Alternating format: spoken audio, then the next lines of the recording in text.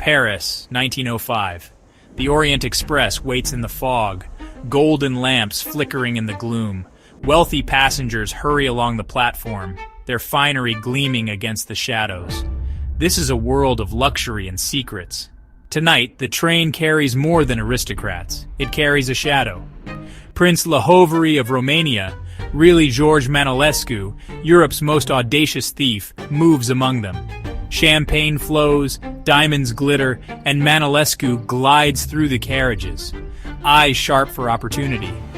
He's a predator in a gilded cage, unseen and unstoppable. By morning, valuables will vanish, leaving only a legend behind. The legend of the Phantom Prince begins here. Who was this so-called prince? George Manolescu was not born into nobility. He emerged from modest beginnings in Romania, far from the grand salons he would later infiltrate. Clever, resourceful, and ambitious, he saw the gulf between the elite and the common people, and chose to cross it by any means. Manolescu was not just a criminal, he was an artist of identity. In old Europe, appearance was everything. A title, a suit, and the right accent could open any door.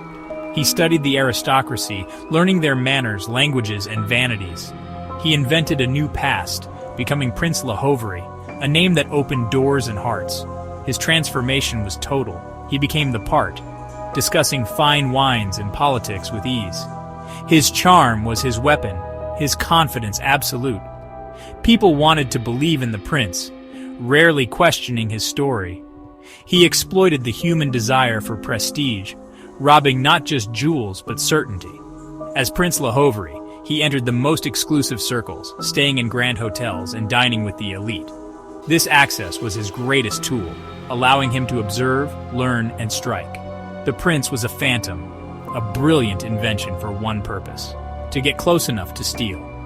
In a world obsessed with status, Manolescu became whatever he needed to be. The legend grew, built on lies and flawless performance. Manolescu's methods were a masterclass in psychological manipulation. Never violence, only charm and intelligence. Trust was his currency. Once earned, everything else followed. He spent weeks cultivating relationships, becoming friend and confidant to his targets. His deception was layered, forged letters, fake crests, and calling cards with noble titles. These props convinced even the most skeptical hosts. People saw what they expected: a prince, not a thief. Manolescu engineered chance encounters, a bump at the opera, a seat at a card game, always orchestrated. He controlled the narrative, weaving intrigue around himself. His boldest tactic, remaining with his victims after the theft, helping search for missing jewels he'd already hidden. He was the first to call the police, the most outraged at the crime. Who would suspect the helpful prince? His audacity was his shield. The perfect crime left no witnesses, only confusion. Manolescu vanished in plain sight, his legend growing with every heist. The art of deception was his true masterpiece. In a world of masks, he wore his best. Manolescu was more than a thief. He was a gentleman operating by his own code. He targeted only the wealthy, never the weak, seeing himself as a clever challenger to the powerful. This self-imposed code added to his mystique and public admiration. Style mattered as much as the crime. Always impeccably dressed, his manners flawless. He genuinely enjoyed the luxury he infiltrated, making his performance all the more convincing. He wasn't just pretending to be a gentleman. He believed he was one, just with unconventional funding. His crimes were elegant. No weapons, no violence, only delicate tools and precise timing. He preferred to strike while his victims dined, slipping into rooms and safes with practiced ease. The crime was often discovered long after he'd vanished. Newspapers across Europe turned him into a romantic, mythical figure, the Prince of Thieves. The police were baffled, the wealthy terrified, and the public secretly thrilled. He became a folk hero, a Robin Hood of the Balkans. His mythic status was his greatest protection, making him seem untouchable. Manolescu's legend grew with every heist, each more daring than the last. He was a phantom, a gentleman, and a master of his craft. In the end, it was the myth that made him immortal. Manolescu's success was built on meticulous planning, not luck. He studied floor plans, memorized routines, and learned every staff habit. Nothing was left to chance. His mind was a vault of critical details. Forgery was essential. He created flawless documents, from letters of credit to passports. These papers were keys to mobility and anonymity, letting him shed identities at will. He exploited human psychology, using hotel staff's deference to his advantage. A confident request for a room key was rarely denied. He turned security systems against their owners. Close calls were frequent, but his quick thinking saved him, like feigning drunkenness when nearly caught. The owner, fooled, helped the drunk prince back to his suite, never suspecting he'd just been robbed.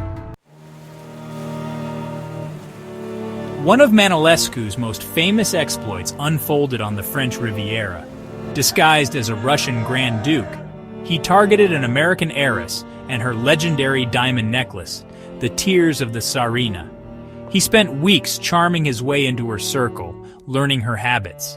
The jewels were kept in a state-of-the-art safe, but Manolescu knew the real weakness was human. The heiress, afraid of forgetting the combination, had embroidered it into a handkerchief. During a grand ball, Manolescu spilled champagne on her gown, then swapped her handkerchief for a replica. With the combination in hand, he opened the safe, taking only the prized necklace. It was never about the money, it was about the artistry.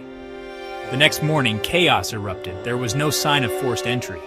The heiress praised the helpful Grand Duke, never suspecting him.